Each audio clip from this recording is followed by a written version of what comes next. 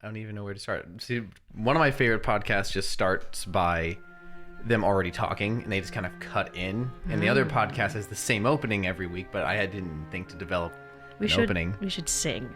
Sing? No. You don't want me to sing. You can sing. I can't I'm sing. not singing.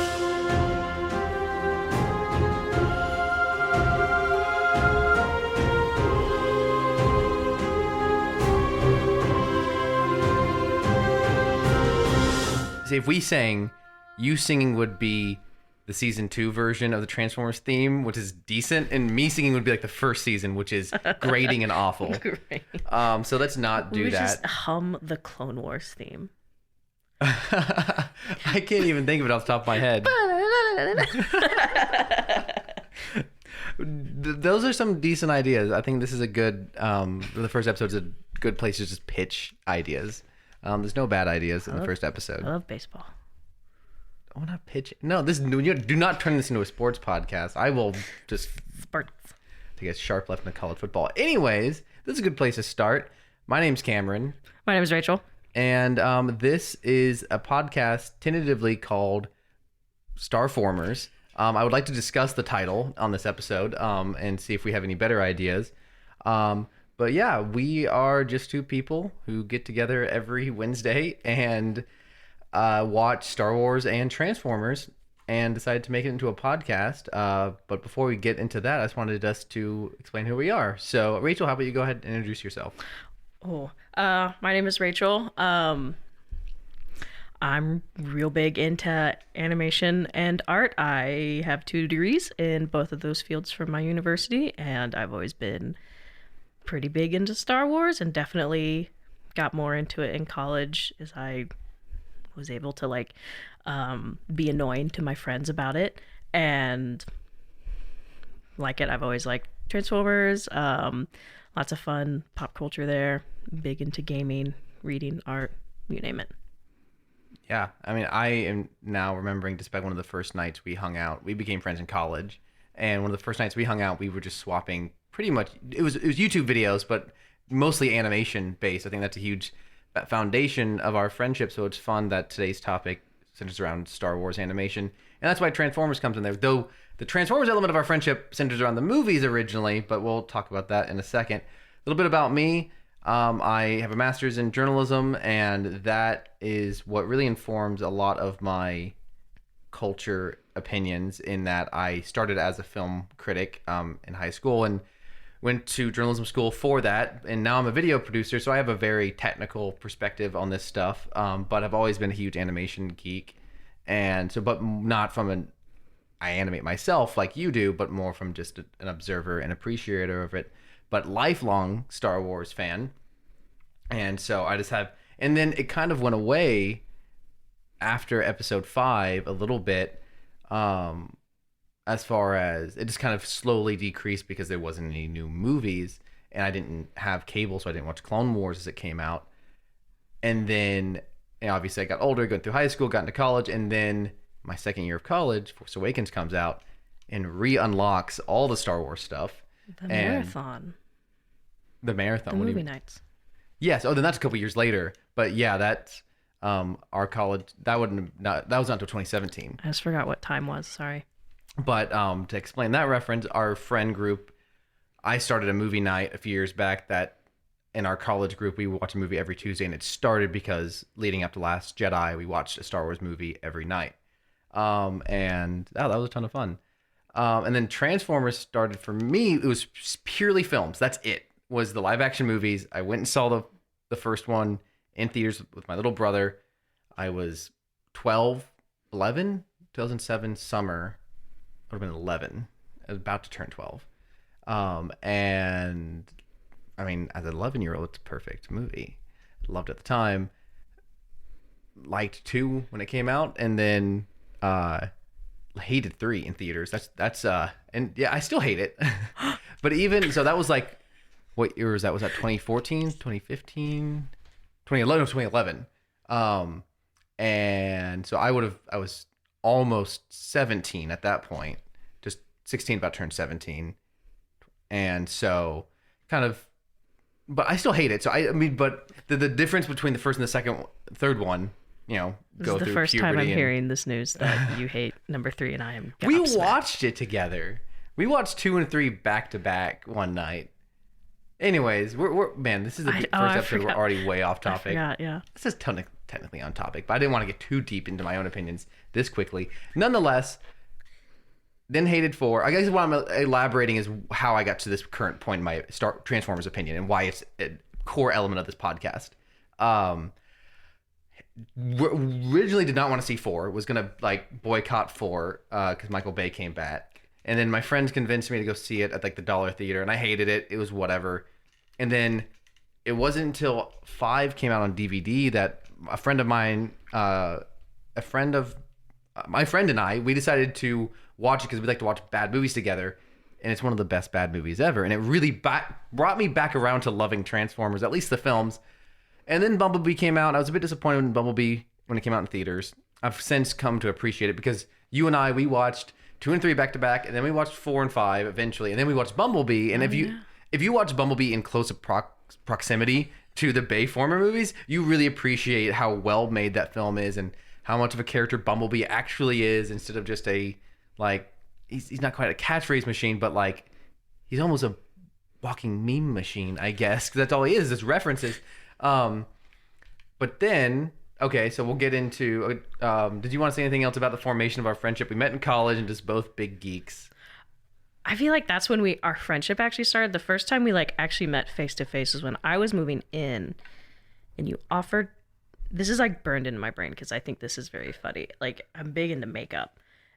And I was carrying that in to move in and you were like, hey, do you need some help being all friendly? And I went, absolutely not. Because I didn't want anyone else touching it. So that's the first time we met. And we're actually friends now. Not that I was trying to be mean, but I was like, I'll stop you right there, sir. No. That is funny. I have to learn how not to talk with my hands on this podcast. Yeah, it's hard. It is very hard. I mean, you can talk with your hands, just don't I'm bump going the to mic. punch the mic as hard as I can.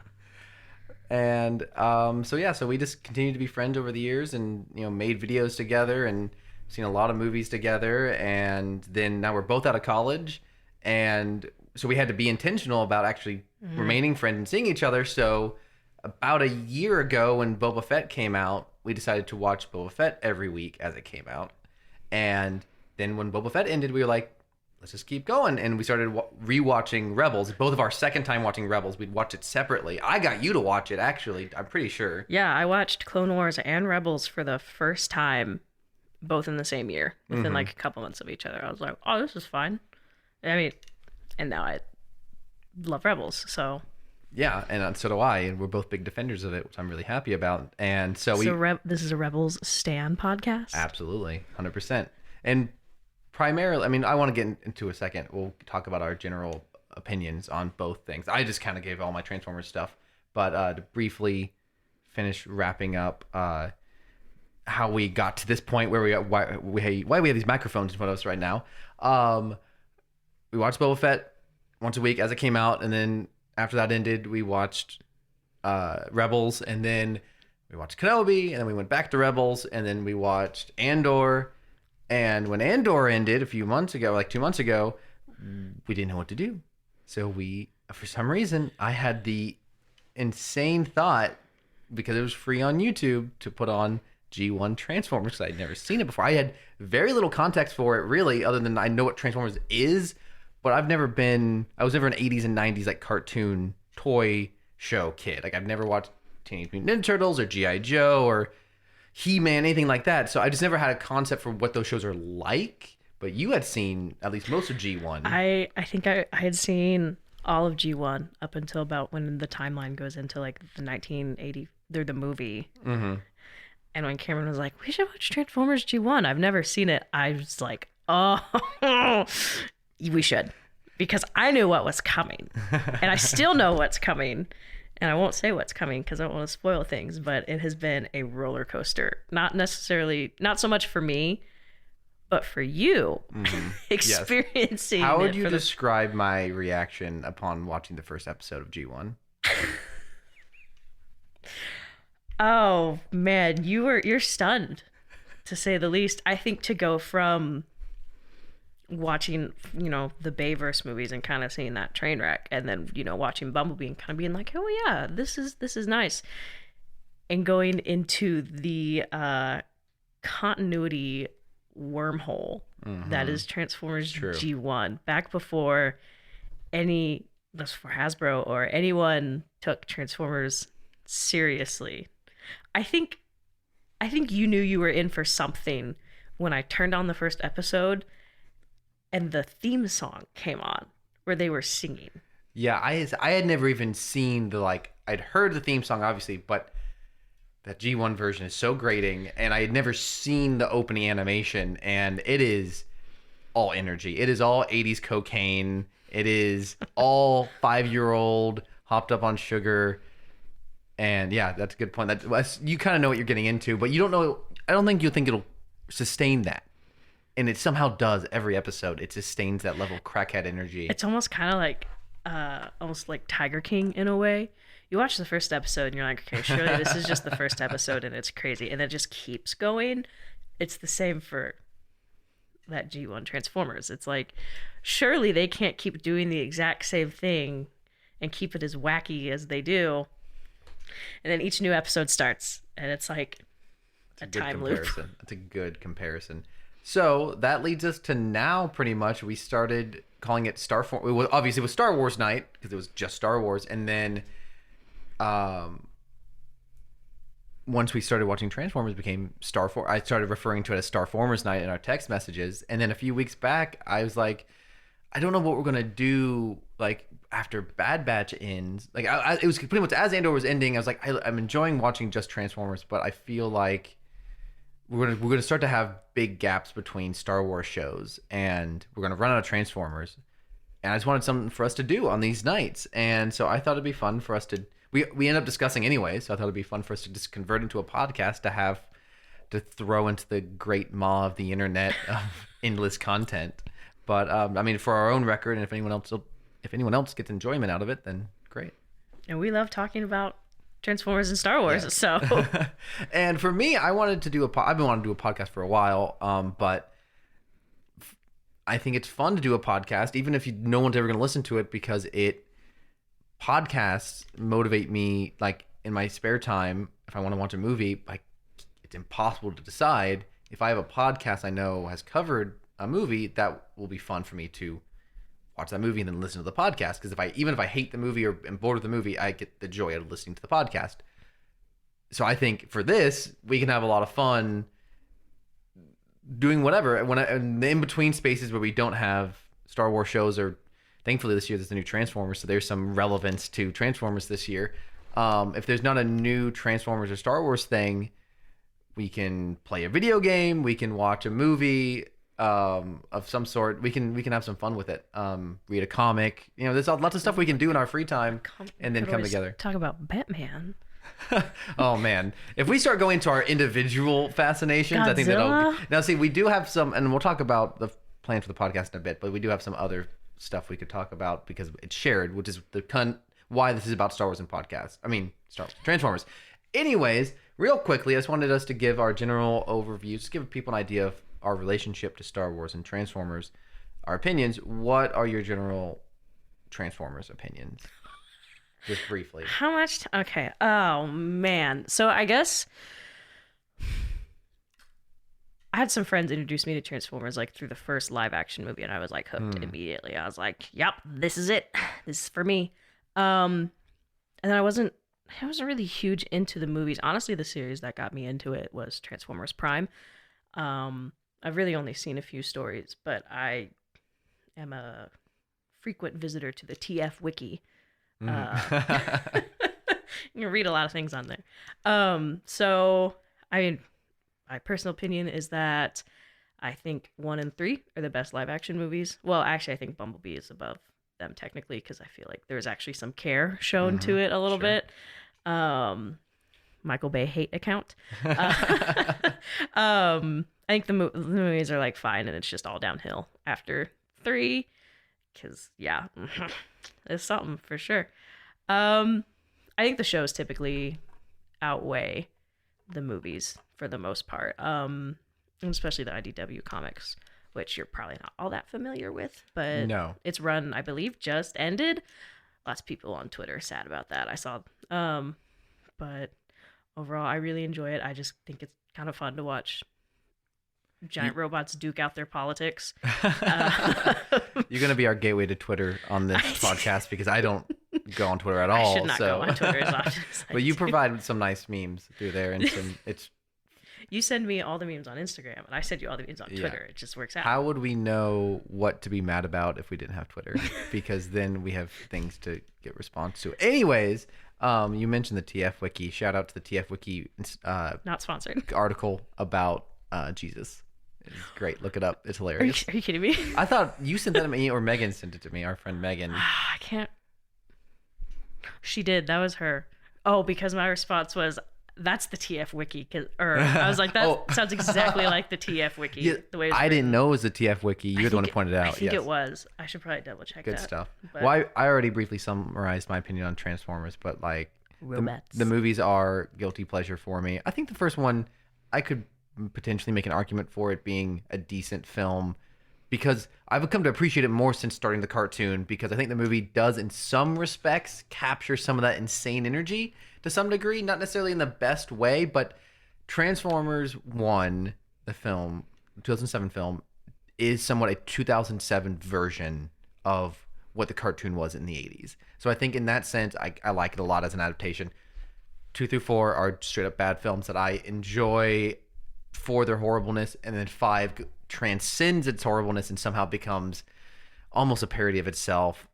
Funny at all levels. I love them. The Bumblebee's pretty decent. It doesn't have the bad factor, which I kind of almost knocks it for me, but just judging on a critical level, I think it's pretty well made, and Bumblebee feels like a character. Just now starting on the cartoons, played a little bit of the War for Cybertron video game, and I had a couple toys. That's about it. And then Star Wars. What are your broad general Star Wars opinions? Oh man, I love it. So I feel like this is a good example. I have very vivid memories of we had like a DVD player in my mom's van, and we would each pick out a movie to bring along, and always brought like 7. But one of the ones that I almost always picked was Revenge of the Sith Nice. to watch Nice. in the van on the way to wherever. And it's always been like my top favorite. I've really enjoyed seeing how it's grown in the past couple years. Seeing what's grown. Star Wars specifically. Oh, just Star Wars, like yeah, in fandom. general. Okay, nice. I know a lot of people have a lot of different opinions about the Disney acquisition, but it's just great how much content we're getting, whether books, comics, shows, and movies, just in general, that really didn't exist. I sure. would say after maybe that prequel trilogy, outside of maybe books and comics. So it's been really nice to see just how it's kind of almost like exploded again into its like pop culture phenomenon. I mean, I love it. I mean, I don't want to get too into it.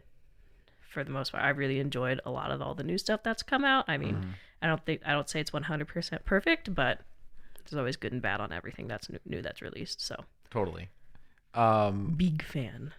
I'm pretty similar. Grew up watching Star Wars. Always loved the movies. I'm a film guy in general, so I think I look at the movies. It's hard. I know that's. I'm split on them. There are moments where I can look at the films as films and judge them on that merit. But when I think of, especially when I'm not watching it, I just think about especially the prequel films because I grew up with them. I'm aware there's a lot of badness to them, but it's hard for me to fully figure out whether I even like them or not. I just enjoy Star Wars as a whole, and thus am always down, especially for something new. Like anytime a new thing comes out, I'm excited about it. And to reply to something you just said about the new stuff, that's obviously a controversial topic for Star Wars fans, and both of us, we have a lot of fun as people who mostly enjoy them and really love ragging on toxicity online. If you don't like The them, fandom menace. yes, absolutely. If it's not about hating people who don't like the new stuff, it's about hating people who have to be jerks about it, to keep it a PG podcast and use nice words. Big difference between genuine constructive criticism and I don't like this because it's different. And I think you and I, as people who are creatives, we make stuff, and that doesn't mean that non-creatives aren't allowed to have opinions, but we have an appreciation for what it's like to make something, and the thought and effort that goes into that. Even if you make something terrible, it still took some thought and work. And I think we recognize that the new stuff often has a good amount of heart. It's made obviously by a major corporation, but we know that people like J.J. Abrams and Rian Johnson and even Ron Howard coming in to pick up the pieces on Solo are still putting in the effort, still trying. Tony Gilroy. Yeah, absolutely. No, he's an interesting case of someone who probably hates Star Wars from what I've read. I don't know. I don't want to. I've heard that too. But he made something great. And so generally speaking, we mostly like the new stuff. And even when we don't, we're glad it exists. And it wouldn't exist otherwise. And it is fun to pick apart things. Oh, absolutely. Like, to, kind of be like, it would have been interesting if they did this or not. But again, Sure. I think the big thing is separating the content from the creators, almost in a way. Like not harping on the actors for doing what they're told to do. Oh, yeah. You and I are definitely against bullying actors who are just doing their job, and it's the stupidest thing ever. That's what we side against. Kelly Marie sure. Tran, you're probably not going to ever listen to this, but we love you. Yeah, absolutely, 100%. So we are glad Star Wars is up and running.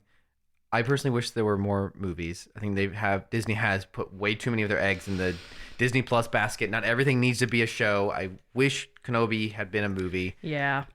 We both think Kenobi is fine. We both thought Boba Fett was kind of a mixed bag. We both loved Andor. I don't want to say like we both are the same on everything, but I feel like generally speaking, we have similar opinions. Very similar. You like Clone Wars a lot more than me. I've never watched all of Clone Wars. Well, I love Rebels more than Clone Wars. Good. I like No, Rebels I a love lot. Rebels more than Clone Wars. But you like Clone Wars more than I like thought Clone it was Wars. fine.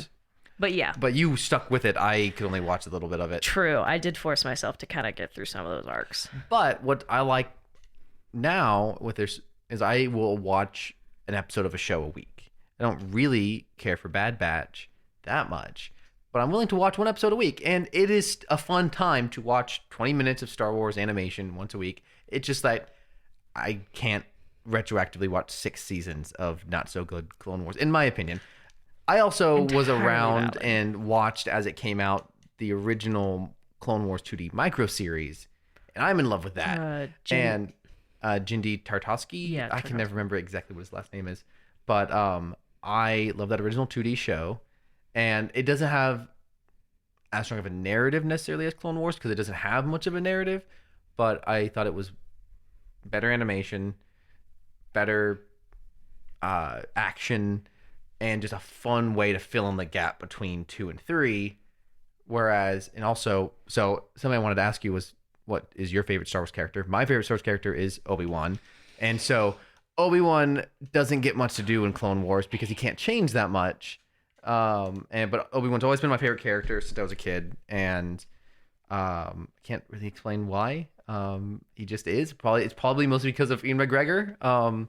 But I always normally liked the mentor character because I'm the grandpa of our friend group. And I've been a grandpa since I was a little boy. Boba Fett. Yes. It's my man. I love him.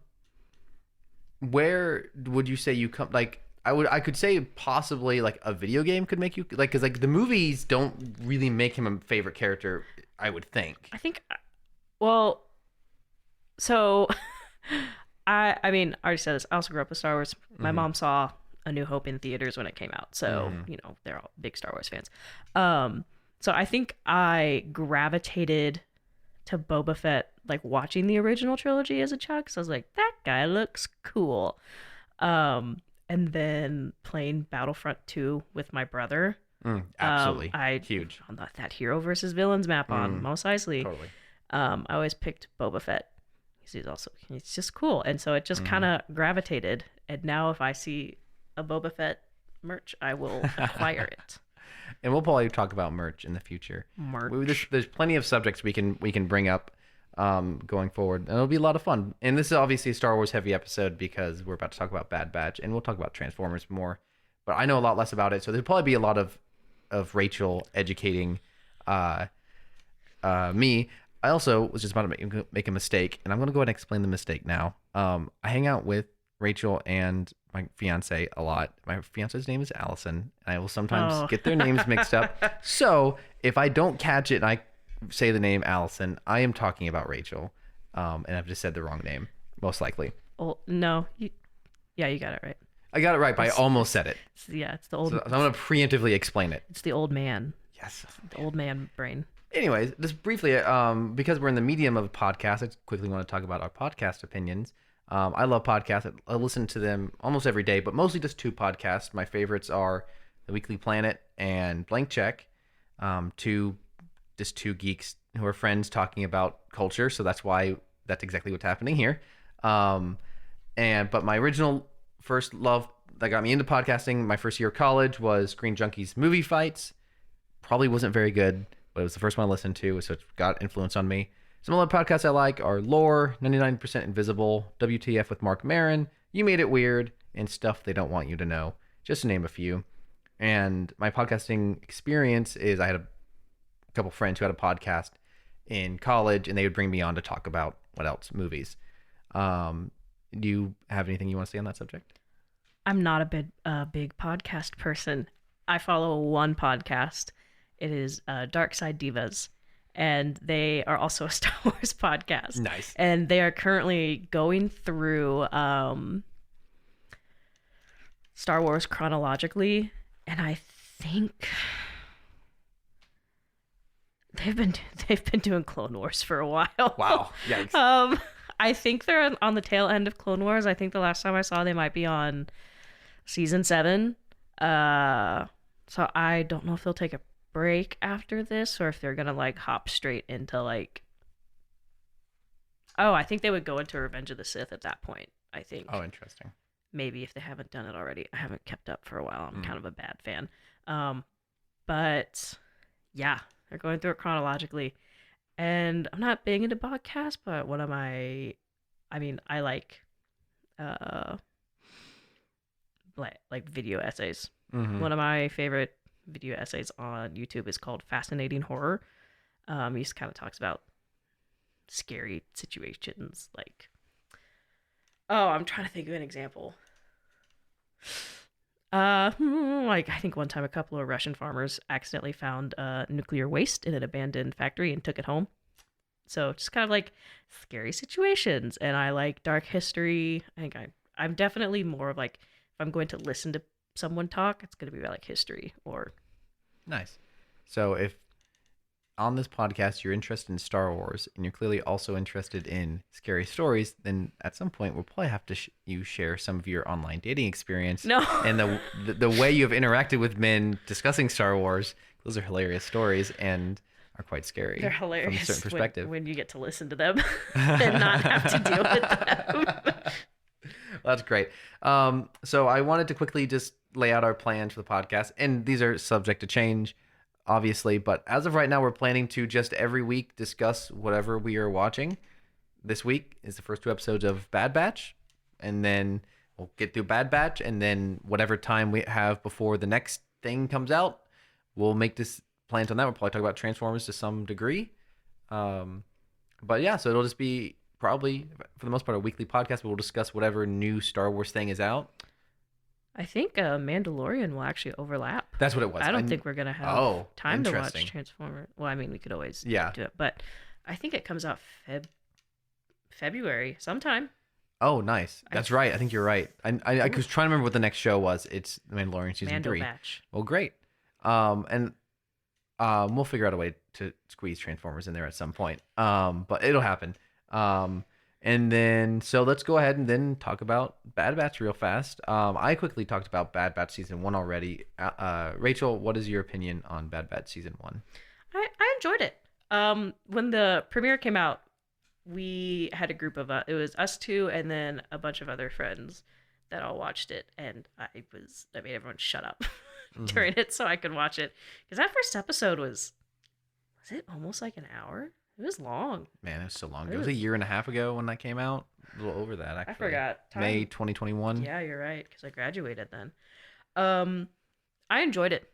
I think the highlights of were definitely the first episode and the last episode. Like I enjoyed the series. I think it just kind of fell into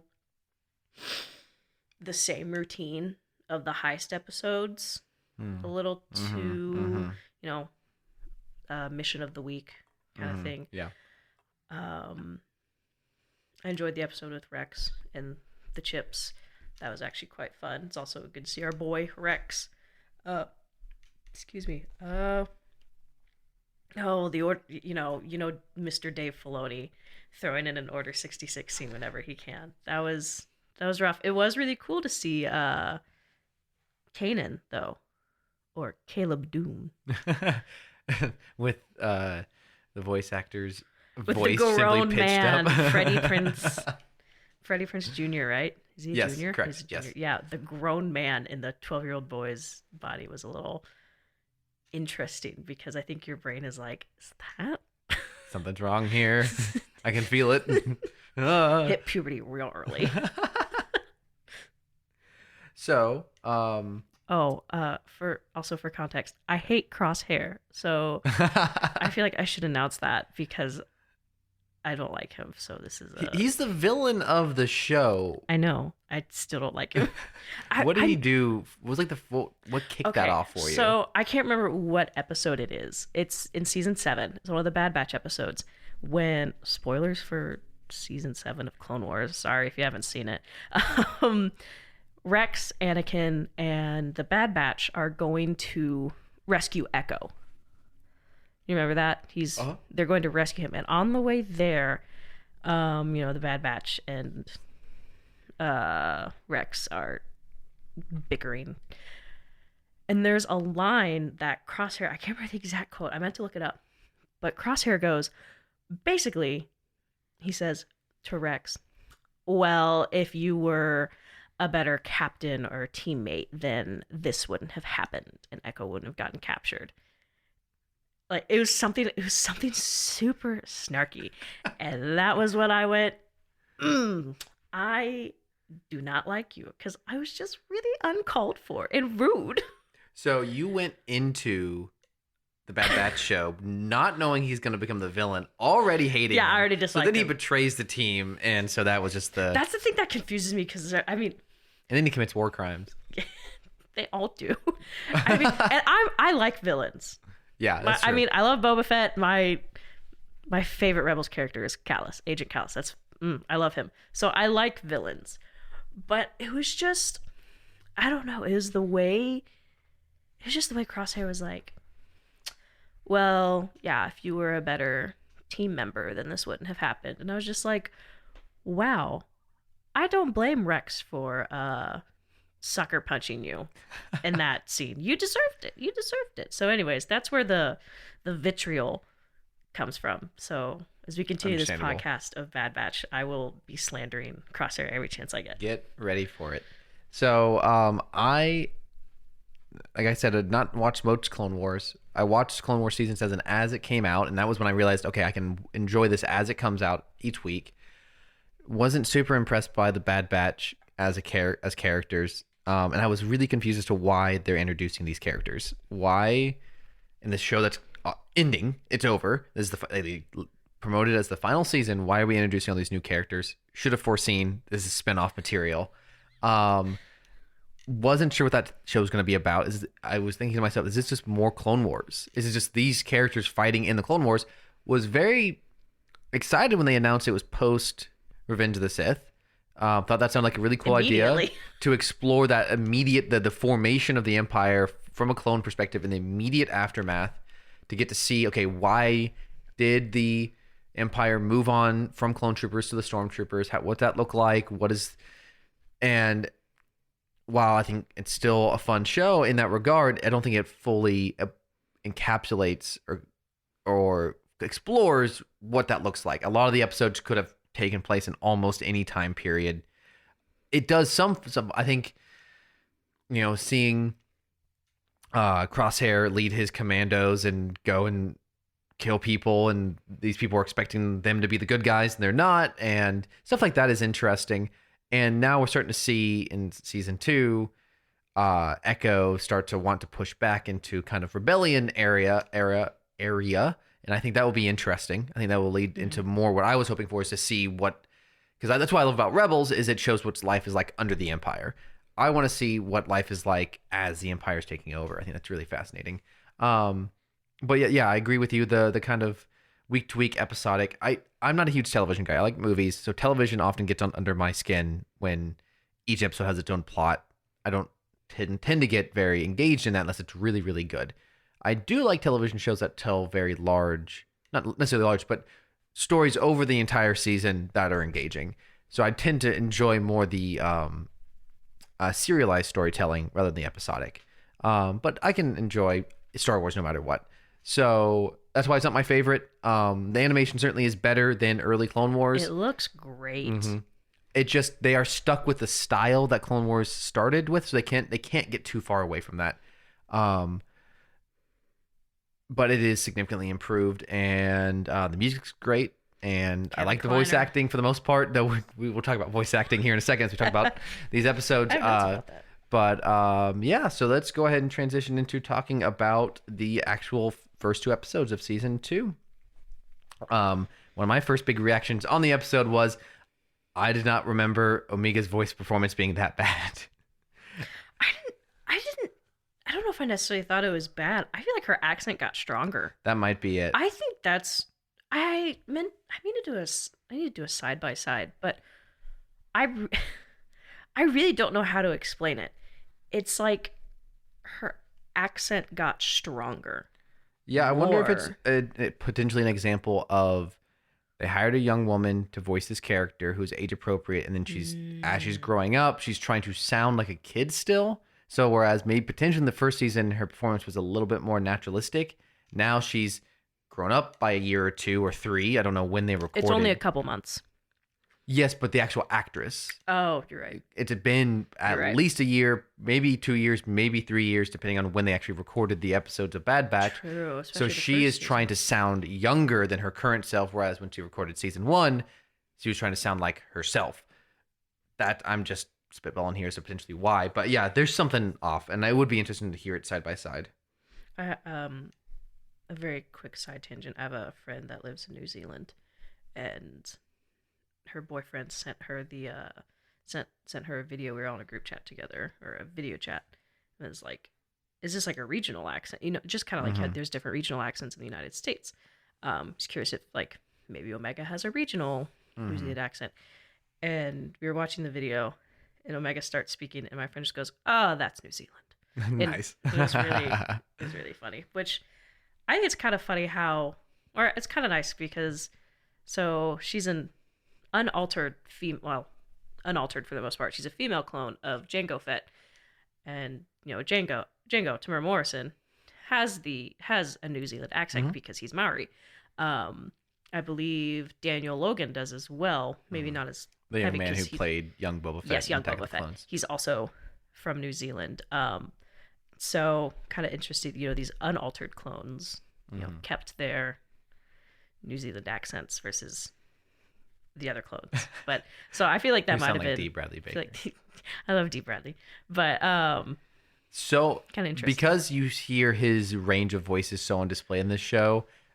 Anytime he shows up in something else, I just hear the Bad Batch character. Oh, yes. I'm playing... Especially Wrecker. I'm playing Plague Tale Requiem, and NPCs will talk, and I swear, I'm like, that's gotta be him. That's hilarious. With a bad French accent.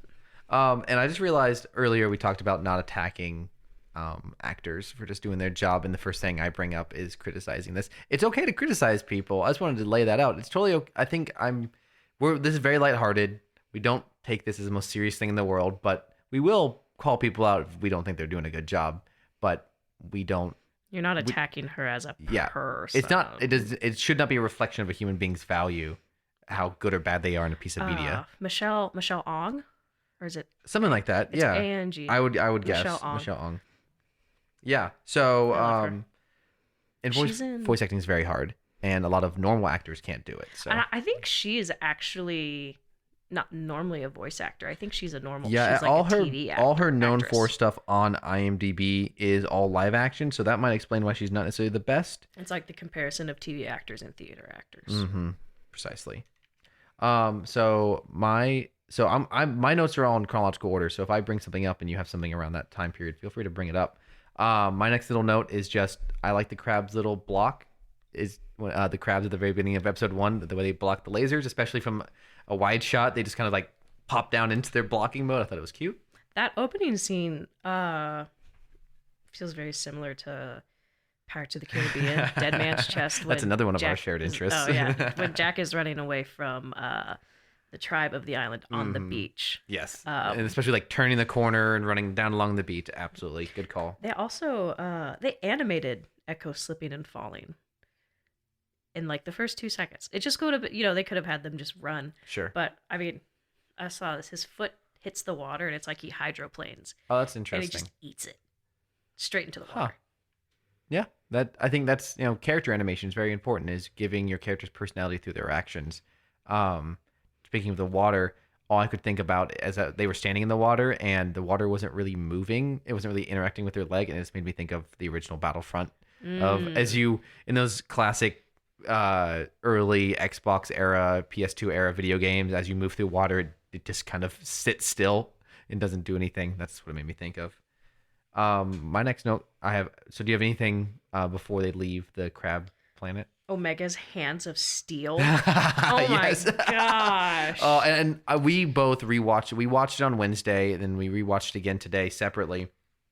Like, Physically makes made my hands hurt. Yeah, I was so uncomfortable because I was like, that should be tearing her skin off. 'Cause What is that's happening? like metal cable. Yes, hated It it. makes my hands hurt now.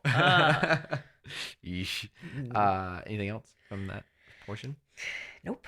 My next note is just Wanda Sykes That's my next note. as Fee. So they don't say her name in the episode, but They on do, I- actually. Oh, they did. I They didn't do. catch it. I had to rewatch it, and I missed it. And Sid's like, "This is Fee," Oh, or okay. no, "This is a friend." Fee is the best pirate I know, and it sounds Oh. like she. Oh, that's funny. Phee. Oh, okay. So it sounds like another word. That's why I missed it.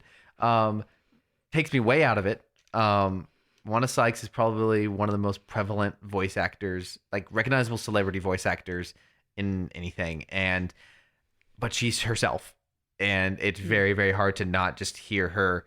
Though I did find it very funny that I did not really catch it the first time. Her hitting on Tech is pretty funny. One of my favorite Reddit comments that I saw made a comment like Fee flirting with Tech, and the first response was she was interested until he opened his mouth. Oh, that's good. Oh, that's hilarious. Um, That's very true. Did you know? So she called him Brown Eyes, Mm-hmm. which is also what they call Mando in Oh, season interesting. 2. And I don't know if there's necessarily a correlation, but I mean, brown That's an eyes interesting connection. are pretty. It's like poetry. It rhymes. Circles theory, Rachel. Circle theory. It's all connected. But I thought that's kind of interesting. George Lucas, what are you doing here? Anyways, my next note is while they're doing their stealth mission. Oh, before we go on to the stealth mission, sorry, No, I'm please. going to talk about Sid's office. Sid has, at least I only saw 3 clone helmets in her office. There's one on the wall on the shelf of what I think is like a Republic pilot's helmet. Mm-hmm. Yes. There's a regular Republic clone helmet, Mm-hmm. and there's a Boba prototype helmet, Oh. or at the very least, a white Mandalorian helmet. Very interesting. But while they're standing, there's like a side shot of all of them. So when you say Boba proto helmet, you mean the original concept art of Boba when he had white armor? Is that what Yeah. you're referring to? Yes. Interesting. I had to pause. I looked at it. I was like, I'm fairly certain that is a white Boba helmet. That's cool. Again, at the very least, just a white Mandalorian helmet. But I was kind of like, I don't know if those were there in the first season. I seem to remember probably the standard clone trooper helmet and the pilot helmet seem to recall, but I don't remember the That one Boba seemed helmet. I also new. didn't catch it That's- today though. That's the So first one I noticed. I was like, interesting. Boba? I'm bringing it up because I just want to see it. It sounds really cool. See, this is the kind of geeky stuff I was hoping we'd get into. So I appreciate you catching that because It's- I think we're probably hyper vigilant to that after Andor And So many things. It's gonna be on the left side on the wall. Oh, I accidentally went to the season 1, episode 1. Not helpful. Well, while Cameron looks this up, I feel like I'll fill some of this dead space. So, Bad Batch was supposed to come out in July. Oh my And then it's gosh. supposed to come out in September. So, this is the anxiously awaited season 2. And I don't know if anyone else had this experience when September rolls around, the supposed release date, it pops up. Season 2 pops up as an option on Disney Plus, but when you clicked on it, there were no episodes listed. It was such a disappointment. It was so frustrating. It was really And fun. I was like, I'm not even that excited for this show, and I was super disappointed because I was excited at the concept of like back to back Andor and Bad Batch. I think those two shows would have balanced each other out so nicely because Andor is dark and realistic and live action, and Bad Batch is fun and lighthearted and animated. And we weren't sure if it was going to. They had said it was going to come out, and they said it wasn't going to come out. We weren't sure, and then Andor comes out, and there is a page for Bad Batch season 2. I have never been psyched out so hard. I found the Boba Fett helmet, and yeah, I mean, I guess canonically it's technically just a Mandalorian helmet, but that feels very much like a reference to early Boba Fett, early concept art. Oh, Boba Fett. and well, I mean, it kind of makes sense because Omega, There you go. she's Are you just Omega? It actually just took Boba Fett's place somewhere down the road. She killed Boba and took his place. it's actually Omega the whole time. Oh Or- my gosh. Or no, after Boba falls into the pit, she takes on. Oh. Oh wait, I forgot that we already have a canonical explanation for Boba Fett. They're tag teaming. He gets to be crime lord, dad to all these rambunctious street children, and she goes and I don't know, plays as Boba Fett. I don't know. So my next note here is why don't the Bad Batch take advantage of Echo sounding exactly like a clone? Oh my You gosh, pointed this out I as we were thought watching that it. too. Their whole issue was that they thought they were going to get caught as soon as the clone that they knocked out didn't report in. Echo, you sound exactly like him. I know. Just, Echo- what are you doing? Echo could have picked it up and been like, "Sorry, I saw something on the west side of the." Do you know what it is? He can't put the helmet on because he's got the thing on the back of his He's got head. his Beats headphones. So that was just a little nitpick there. I made the joke as we were watching that all the cargo falling out of the sky was either like Indiana Jones refrigerator scene from The fourth one, Crystal Skull. Crystal Skull, thank you. Or it's like Uncharted. I don't really have any deep analysis here. I just thought it was funny. Anything else from that sequence for you? I That's the end of episode 1. think that's it. Before we move on to I guess episode 2, while they're on the way to Dooku's palace, the conversation between Hunter and Echo, where they're almost one of the things I wanted to reference is that someone's probably going to make a meme that Hunter and Echo's conversation is parents during the 2008 recession versus their kids in the background. About, like the money talks. That's really good. But so Echo is obviously very much like, he's like, we should do more, really kind of hinting that I think he wants to go find Rex and, or, doing more against the Empire specifically. But so at the line, he says, we should be doing more. There's a little musical trumpet trill that sounds a lot like kind of like the iconic clone music, like that played during the Clone Wars. Interesting. So I thought it was kind of fun. It's almost like a callback of, I feel like his duty as a quote unquote reg. Yeah, I like it. I think that is a really fascinating concept, and I'll be very interested to see where that goes. So yeah, thanks for bringing that up. So at the start of episode 2, they crash land and they're in a big shipping container and things are flying around, and it is almost like Mimic's death in Andor. Yeah. Weirdly coincidental there. Tech is, I feel like everyone got Nemec flashbacks when that happened. Also, FYI, Tech makes a comment that, he's like, I got hit, his leg got crushed by 150 kilograms of weight. It was the weight of the box, and for us imperial metric or imperial measurement users, 150 kilograms is about 330 pounds. So that falling from 40 feet, he is lucky his artery is in one piece, because yeah. if you're, is it femoral? I'm not The one to artery ask. by your femur, if that gets torn, even if it's on the inside, you'll bleed out in like 5 minutes, like you're dead. Mm-hmm. It's bad. So that was every the panic that everyone had, probably. I like it. So my next note is at I potential segment for the show. I have that toy. Whenever the clones show up on their speeder bikes, I've got that Lego.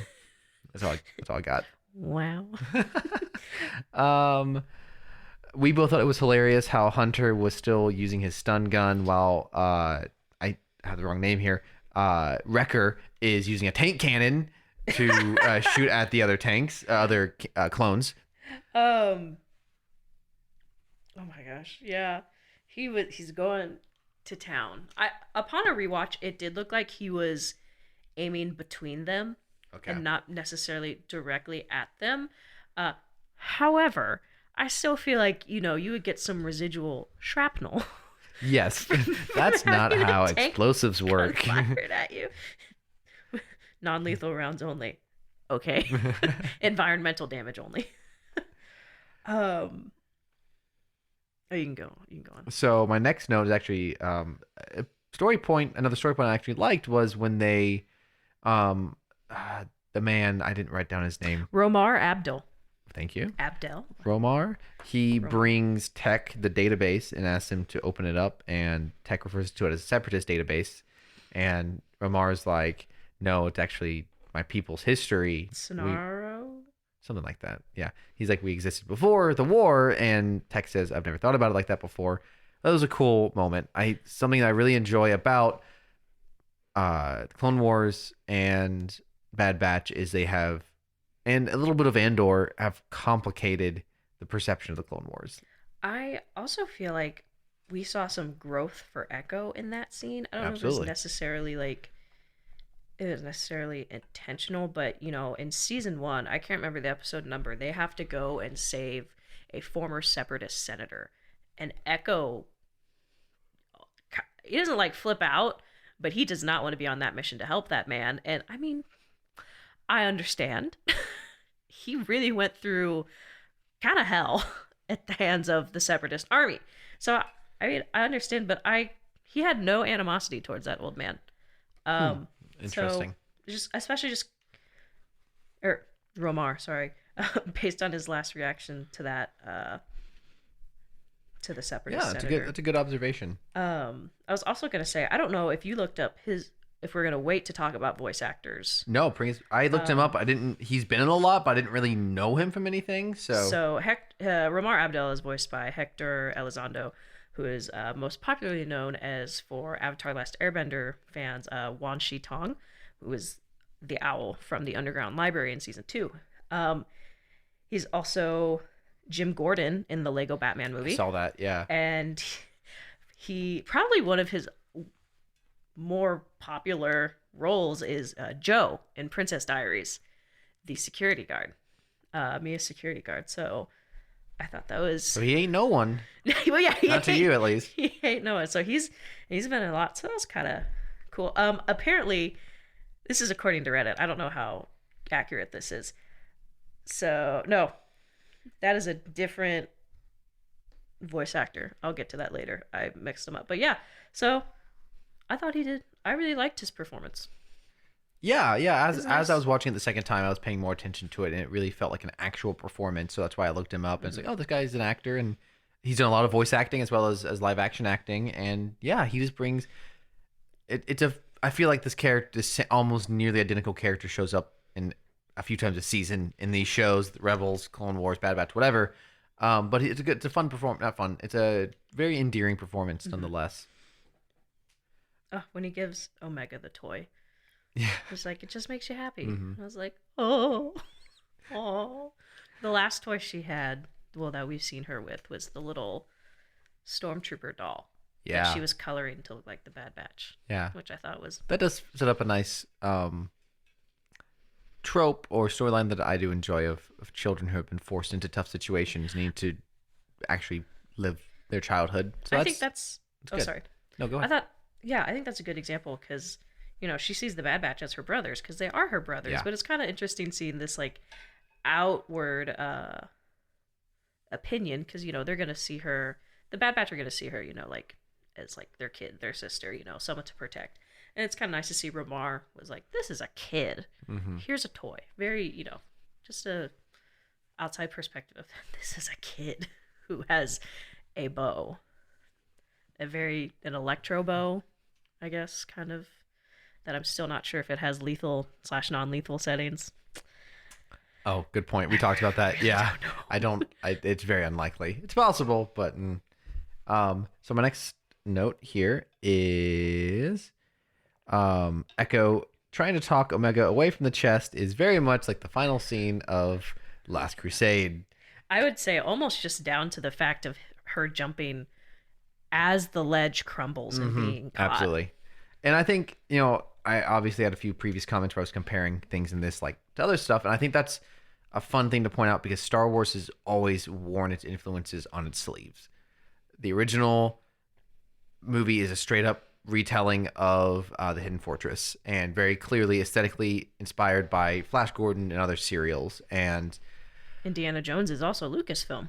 exactly. And that also has its own influences. And, part of the reason why I love Solo is it draws clearly from inspiration of like Westerns and World War II films and stuff like that, and that's also a big influence on the original films. And so when Star Wars is clearly showing we're going to do a parody, not exactly a parody, but we're going to do an homage to something, it's fun to point out. So I think it's also Solo is very similar to American Graffiti, George Lucas's, or at least the opening sequence is.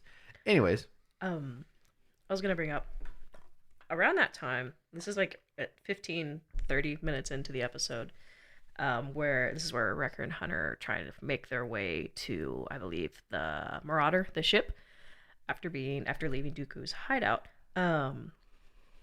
It's just so Wrecker, they're kind of like on a rocky ledge, and Wrecker shoots some boulders up above to block the path behind them that he and Hunter just came up. There are stormtroopers behind them. And as the rocks fall, one of the stormtroopers in the front says, "Look out," and he tackles the one behind him to get him out of the way, keep him safe. And I might be overthinking, but it shows that even though they're stormtroopers now, the clones are still clones, and they care for each other. And I think, I think that's going to be their undoing in the Empire. We've seen by the time Kenobi rolls around, but they're phased out. They're already kind of starting that in season 1 of Bad Batch. So I think the Empire doesn't want soldiers that care. They just want soldiers that follow orders. wow, that's a good catch, and I think that's made a lot more explicit at the end of the episode. But yeah, that is really fascinating because now that you mention it, in season 1 of Bad Batch, I just assumed all the clones' personalities and opinions and individuality had just been totally shut off because that's kind of what's demonstrated by the clones on Kamino in the first season. And now it's almost as if that's kind of fading. Like, they probably would still shoot Jedi on sight and stuff like that, and they're still loyal to the Empire, but they are also hardwired to be whatever you want to say, good soldiers, human, not what the Empire wants them to be. And clearly the Empire is going to need to be able to recruit people that will follow their bidding as opposed to these clones who are at a genetic level incapable of committing the crimes that they want them to. Mm-hmm.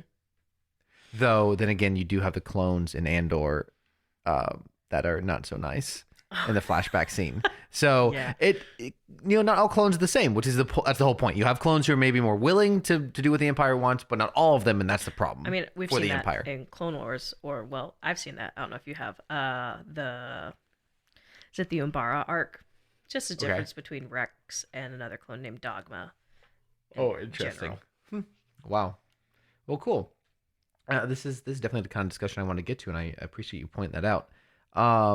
Something I enjoyed was the sense of scale for this episode. Animation is expensive, and giving a sense of depth or animating very large things next to your characters is very expensive. And I just appreciated the sheer number of crates falling out of the sky and the sheer number of items inside the crates. Rendered environments. Yeah. Like, I'm not sure if that shot of the city was a painting. Yeah. I mean, That's interesting. But that's another example of the scale, though. Regardless of how they accomplish it, it feels big, which is what Star Wars always needs to be. and it feels full. Yes, there you go. Because Something can be big and empty. It's one thing to fill a forest with just trees and good point. grass, but there's bushes, and it feels like an environment. Good point. In Star Wars, I want to take back what I just said about Star Wars. Doesn't always need to be big. Andor has some nice claustrophobic. We're going to talk about Andor a lot, I think, because it's so love new. Andor. But like even Solo doesn't need to be big, and Andor doesn't need to be big. There you can have small bits, and even Rebels had some nice small portions. But if there are, I guess when you're on the planet and you're showing the planet off, and you're having these bigger adventures, I think what you said about it feeling full. The fun of Star Wars is the vastness of this galaxy, and you could have I guess it's almost like comparing No Man's Sky at launch versus what it became. Yes, you can have this gigantic universe, but if it's not full of anything interesting, it doesn't matter. Yeah. So when the galaxy does feel rich and fulfilled, and the whole fun of Star Wars is I want to know more about this place, this area, rather than Naboo, which is just grass fields and yeah. And most of the shots we see of Naboo are always from a distance, but there's no exploring of those areas. Exactly. Naboo never feels like... I mean, I think the underwater Gungan City is amazing. I recently rewatched Phantom Menace for the first time in a while and was amazed at how beautiful the Gungan City is, and then you leave. Whereas I'm talking about the surface level of Naboo is very boring and generic. And the next time that city's visited is some arc in Clone Wars. I think season 4. Mm-hmm. There's an arc that features the main characters of the arc are Mace Windu and Jar Jar. Oof. It's the two opposite spectrums of personality in Star Wars. So I don't know if this is technically what accurate way to describe it. I have a canonical nitpick. The gunship shows up and a normal clone trooper is piloting it, not a pilot clone trooper. I guess technically anyone could maybe pilot those, but I would think there's something special about a clone trooper pilot's armor. It probably has a heads-up display. It has the rebreather, so that if there was an atmospheric problem, it just bothered me that there was a normal clone piloting it. Does the Empire care at this point? That's an interesting question. As they're looting Dooku's castle next to a city that was orbitally bombarded. Yeah, to me it just felt like a late animation choice. It is kind of like it in there. Putting someone who drives a 4-door sedan in charge of like a school bus. Exactly. Yeah. Like a normal clone. That's a good point. A normal clone would not. I sometimes forget in Star Wars. My mind immediately compares the vehicles to the vehicles we drive on a daily basis when they're more comparable to military vehicles. You couldn't just put me in a helicopter. I wouldn't be able to pilot it. Has anyone driven or has anyone piloted a starship? And no one raises their hands. Has anyone ridden in a starship before? And some guy in the back raises his hands. You. Exactly. You get to drive so it. a normal infantry soldier would not be able to pilot a helicopter. So a normal clone trooper should probably not know how to pilot a gunship. Again, like I said, nitpick, but I think they're he didn't get to pilot it for very long. Yeah. See, yeah, good point. That was one thing. They're using, non-lethal, stun blasts, a wrecker, not necessarily pointing directly at the stormtroopers, versus him taking out the wing of that ship That trooper is dead. Yes, absolutely. He hit that rock wall. That's like hitting a wall at probably like 60 miles an hour at least. Yeesh. I don't know how fast those things go. Speaking of fast. Wrecker, I loved how he so lovingly was like cradling his cannon at the end of the episode. He's so excited about his new gun. He already has my favorite gun of the Bad Batch because he has the Republic Commando rifle, which I love as a reference to the video game. And so now he's got this tank cannon that he carries around, which I don't know how that works ammo wise, but his love of it, I really Doesn't enjoyed. matter. He loves it. Exactly. And then my last note is, obviously spoilers, Officer Rampart shooting Wilco, and then you and I both simultaneously cackled out loud when I got a better sense for why we laughed at it watching it the second time. Rampart shoots him. He shoots off screen. You see Rampart do the shooting. It holds on him, and you assume it's going to cut away or cut to the next scene or cut to a wide shot of Rampart walking away. Instead, it cuts to a wide shot where you can see the clone falling off the cliff halfway it's down silent. in total silence, and it is hysterical. Oh my gosh, loved it. My favorite part of the episode. I have a couple comments about that. Just the transition, first of all, from Omega and Echo having this sweet moment where Omega's like, "I've made your life super hard," and Echo's like, it's, he's comforting her. He's like, it's, or whatever. It's like the typical, it's not like we don't want you. We just, whatever. Just the transition from that moment straight to Rampart and Wilco is a, rest in peace, Commander Wilco Hess gas station.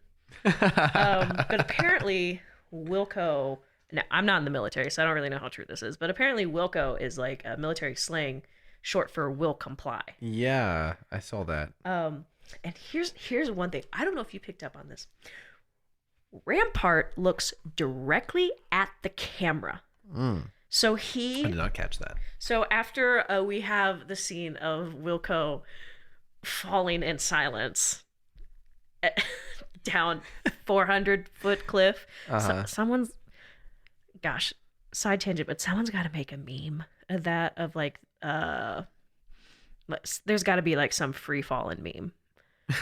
Or the scene from Avatar that I sent you. Yeah. Oh my gosh, that was But good. it That was falls a good off match. the hover pad, and the other one, someone could do like a shooting stars meme with that Love one. it.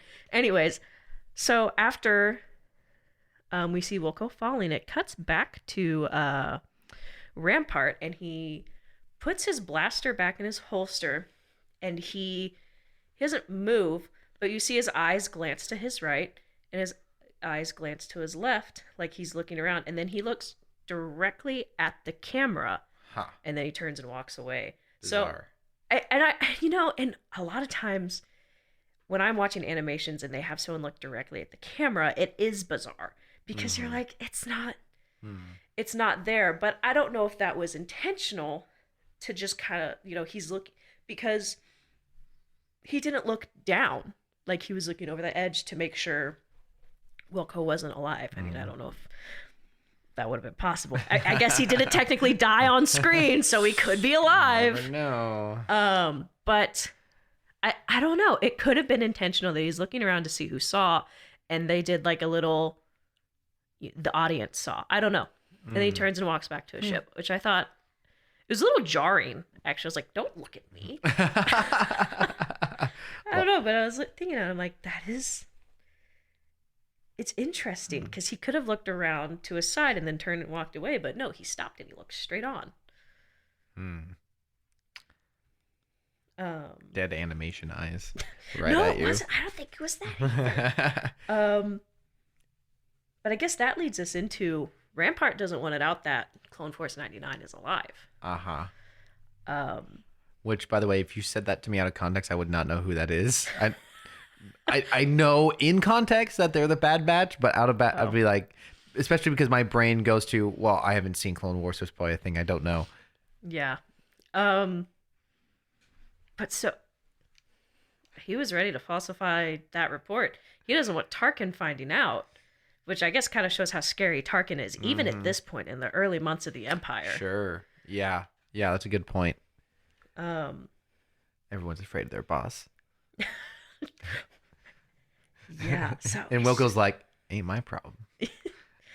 I ain't gonna lie, on my tax return. No. Poor Wilco. He probably just could have been like, okay, and then And just submitted not the done it. report anyways. That's what you gotta learn where to lie, Wilco. It gets you not shot in the back. Imperial officer. I don't know. The ranks in the Empire are not consistent. They're different every time you see the little blue and red Oh stickers. yeah. Rights report. P.S. Rampart told me to lie. Do you have any other comments? My final segment I have is things I wrote down that you said while we were watching. That's what I was gonna close out with. I'm trying. I don't want to. I don't want to spoil the. You haven't seen the trailer. Yeah, don't go too far into the future because I would like to be surprised. I know.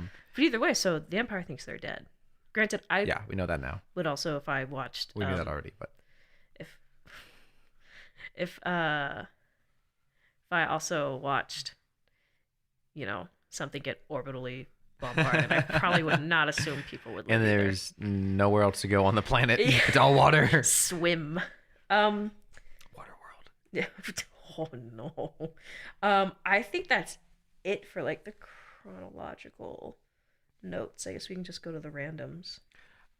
So what I have written down some fun things you said while we were watching. I commented about the crabs having their funny little block animation, and you just went crab dab. Crab dab. That was great. I saw another comment that this is on Reddit. I thought this was hilarious. It was under the Bad Batch episode 1 and 2 discussion. It just said crab rave. Oh my gosh, that's very much in your alley I of love humor. crab rave. You had a funny comment. I mean, we all know it. You commented on the repaint for the Bad Batch just to sell new toys that you will gladly be purchasing. Yes, I collect. I'm a little more picky now, but I like to collect the Star Wars Black Series figures.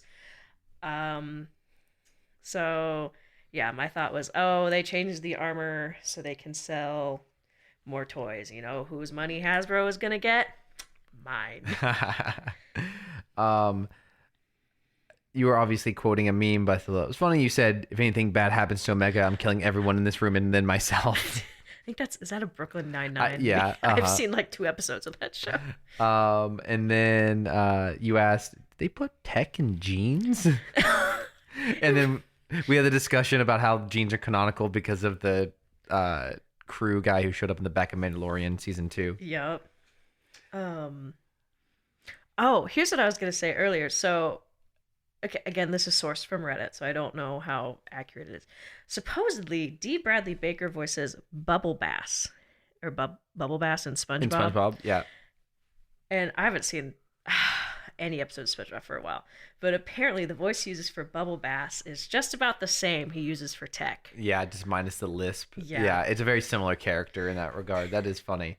To wrap up the previous Gene thing, then Tech's leg, like 5 minutes later or 10 minutes later, however much longer later in the episode, Tech's leg gets broken. You went, "That's what you get for wearing jeans." I forgot I said that. Good stuff. One of the regs took off their helmet, and you went, "He's got Lego helmet hair." It's Wilco. I think it's Wilco. He looks like he has the Lego helmet hair, not the Lego great helmet. comment. Just the Lego Great suggestion. top cut hair. So It's good. so. It was like, I think especially after we've spent an entire season with Hunter, who's probably uses Lori. No, that's makeup. Who uses I don't know what shampoo. He's got his long hair. Tech with his receding hairline. Wrecker's bald. Crosshair is a little melty by the time at the end of season 1. And then Echo is also bald. But, just jarring going back to the generic clone look A good point. Great observation. And then they said the name of the city on Camino, which is Topoka? T-O-P. I always want to say tapioca. That's what I Tapioca. that was the joke I had think written it's down. You called Tapoca? Topoka. Yeah, you called it Tapioca City, and I thought that was funny. Topeka? I don't And the worst place in the world, Topeka, Kansas. And then the final thing, as soon as the credits rolled at the end of episode 2, you just went, ah, 2 glorious episodes without Crosshair. It was great. I love it. It was very peaceful. I thought the episodes were split up pretty well between the characters. I know during season 1, Tech and Echo were almost kind of background. They didn't really have many lines or individual like scenes, so I really liked that this second episode focused a lot on like Echo and Omega. You just have the one great moment where someone said, "Is there an Echo in here?" And Echo's like, "Yes." Yes. Echo is definitely the mom of that group. He is not the mom friend, but I feel like he's the concerned one. Yes. Yes. No, wait a second. This is kind of dangerous. And everyone disregards it. Good point. That's a good observation. Do you have any other notes on this? Fives would have been a good Bad Batch member. Hmm. Him and Echo Or together Fives. would have been good. Rest in peace, Fives. I feel like maybe I missed this in season 1. So Gregor must be with Rex. I have a meme about that. Oh, okay. 'Cause It doesn't answer your question, but I do have a meme that would suggest no. well, maybe he was sleeping somewhere in Sid's cantina. But I don't know. My thought was because we didn't like see him in that first establishing episode. So I wonder if maybe he's with Rex at this point. So I'm also curious. I guess this is into my speculations. I wonder if we'll see Wolf. Yeah, Because I mean, it's a Filoni animated show. We're going to see everyone. I wonder if we'll see. We see Ahsoka? I don't know. No, I don't think we will. She's off having her Tales of the Jedi moments. Oh yeah, Spoilers. I won't ever out. I can't. Oh, this is horrible. I'm totally blanking on a word. I've gone so long until just now thinking of every word. I will not rule out anything with this man and his cameos. So that'll lead me into my unless you had any other things written down you wanted to share. Let's go into Someone our on meme Reddit segment. said, this is about after Wilco dying, that man in the cowboy hat always knows how to make someone cry over another clone death. That man in the cowboy hat being Dave Filoni. So I wanted to move on to what I'd like to start as a weekly segment where we need to come up with a name for it, but I'm just going to call it Meme Corner right now. And any fun Star Wars memes we found last week? Obviously, there's going to be a lot about this new Bad Batch. One I found on the Bad Batch meme subreddit, but it's actually from 2 weeks ago, so it's before the new season's release. It's the meme of Patrick having a to-do list, and he's like crossing something out, and it says Rex's to-do list: rescue Gregor, find Wolf, buy, steal ATTE. Reserve Gregor is marked off, but I don't believe we've actually seen him find Gregor yet. But Not yet. I thought maybe they just like shipped him via package to Rex. I don't know. He just showed up one day in the mail. So I have a couple things I sent you on Twitter. So this hilarious official poster by Disney yes. for the Bad Batch, the season 2 poster. It is Bizarre. It's so odd because it is. I don't know if you all have seen it, but if you haven't, you should look it up. Star Wars Holocron posted it. Shout out to Star Wars Holocron. Not sponsored. So the season 2 poster is like, oh my gosh, a 20 by 10 image of all of these regular clones copy pasted, and the Bad Batch members just sprinkled through like some weird. It's so funny. Where's Waldo? I really thought it was a joke It does when look I like a meme. first saw it, Because you immediately see Hunter. He sticks out because he's at the top, the and hair. he's got his darker hair, and he's got the scarf. But then you look a little bit longer, and you see the other ones. It's so funny. They did Echo dirty because they placed him, and his skin blends in with the white armor. Wrecker, That's so good. Wrecker is like, he kind of sticks out, and then there's Crosshair, and he's there. Omega is there somewhere, and I can't find her. Tech is there too.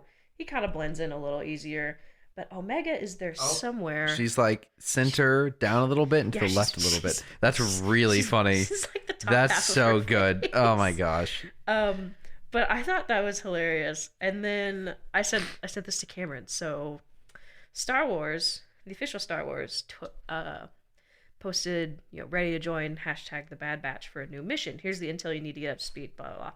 And they posted a picture from the end of season 1 where Omega and the Bad Batch are gazing out over the Camino facility after it has been just destroyed by the Empire. And she's all sad. It's very bummer. That's really the only home she's ever known. Someone retweeted it with the full image from the show. And what they did was Star Wars just cropped out Crosshair in the corner. And I just think that's hilarious. I just think it's really funny. They said, they really said, and then just like showed the cropped image. That's so good. This is really funny. Really funny. Oh, Love it's it. good. I sent you a meme that I quite enjoyed. If I can bring it back up here for a second. It's the meme of the unfaithful boyfriend looking at the other woman, and the man is labeled as what I'm looking forward to in Bad Batch Season 2, and his girlfriend says good plot and story, and the woman he's looking at says, in quotes, Omega, Rekka, Echo, Teak, Hunter, and Crosshair. The Crosshair one kills me because it's lacking an H and an R. Crosshair. I don't think the Omega accent jokes will ever not be funny to me. Tick. What else did you send? Oh, you sent me the Wilco meme from Reddit where it's a little down. I don't know if you want me to explain it. Go for it. It's that that like 3D rendering of the overly buff Chad guy. Oh yes, One of those. yes. Oh my And gosh. with just this square image of Wilco's face pasted over it. Says is literally named Wilco. Parentheses will comply. Refuses to comply with the direct order. Refuses to elaborate. Immediately dies. Yep, like that one. Good stuff. I'm always pretty tickles me the leaves without elaborating or dies without elaborating. Those are always funny to me. Wilco falls 400 feet. Again, we did not see him die on camera. He could show up never with, know. with a metal body. He could show up hating Obi-Wan at any second. You never know. You just don't know. Oh, so good. So funny. I feel like you sent me another one, but I don't know. I will definitely be saving my Star Wars memes more closely. Yes, going I have forward. to take screenshots now. I thought that I had. I do love that a good portion of our texts now. This is leaning into Andor territory. Is one way out. One way out. One way out. One way out. One way out. Love it. Yeah. So I would say that Top tier. that memes. concludes that segment. And that concludes the show. Do you have any final thoughts you'd like to share as we close out our first episode of... Oh, we didn't talk about titles. Oh my gosh, I almost forgot. We've got to decide on the title for this podcast. I'm so glad I remembered. Vote in the comments your favorite title. No, we're not letting people choose for us because one, no one's going to say anything. Okay, so obviously Starformers is a very obvious one because we're combining Star Wars and Transformers. We could also flip it and do Transwarmers. Doesn't make any sense. I know. Bad ideas are included in here. We could also go with like putting the word podcast into Star Wars and Transformers related things. Star like Pods. Starcast. I feel like that's I've got a few down here. Potamus Prime Skycaster. Obviously Optimus Prime and Skywalker.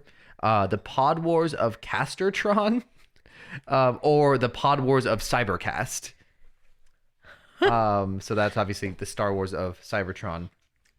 And I've also got Autopod Jedi Caster. Oh my gosh. Being like Autobot Jedi Master or Podobot Jedi Caster. Oh man. I'm going to text these to you so you can see them. Just do cheese bags. No, that's not relevant. That's an inside joke. I'm not going to go into. Grandma and Grandpa talk pop culture. I mean, do you want to make it that broad or do you want to? Oh, I don't know. It's up to you. I put so much work into these, but if we wanted to just do pop culture, but I mean, it's gonna be a lot of Star Wars, So 90% Star Wars, 10% pop culture. okay, just take a look, visually look at these titles and see if any of these.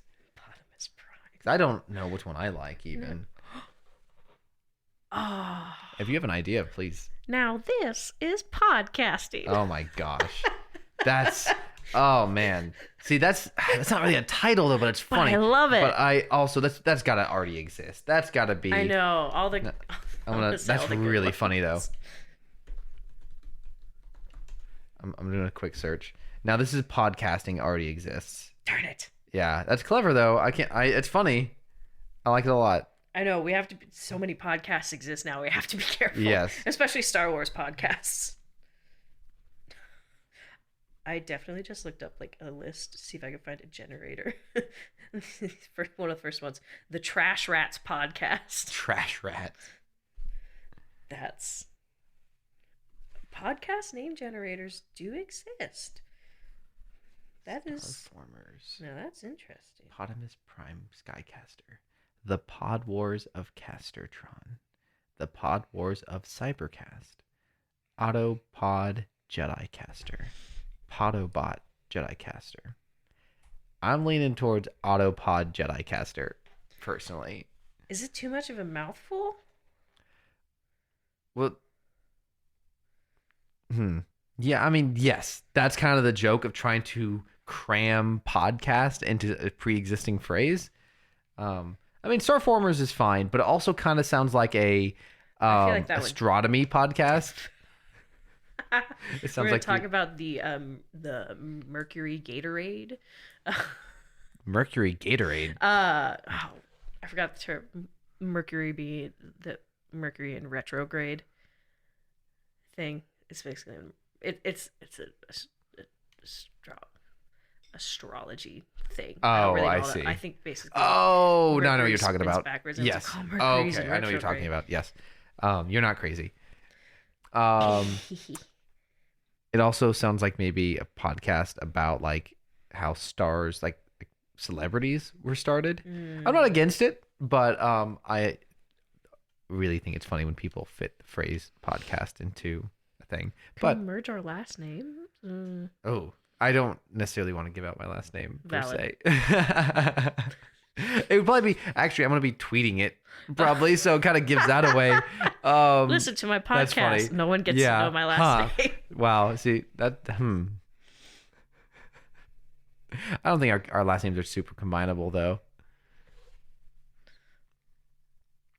We could always just come back to the next episode. Yeah. Prepared gotta with an brainstorm. episode. Okay. Well, we're gonna leave this episode on a cliffhanger then. Very exciting. On what obviously, if you're listening to this, you probably know the name of the podcast, but we do not know right now. So Ominous. very ominous. Also, just a quick discussion to have about our art for the podcast. You're an artist. Do you want to draw something, or do we need to do a Photoshop? It's the same thing for me. Anyways. Yeah, but you could create something, whereas I would be taking pre-existing things for sure. I feel like once we have a name, I can definitely make a logo. Nice. We can make a Twitter page.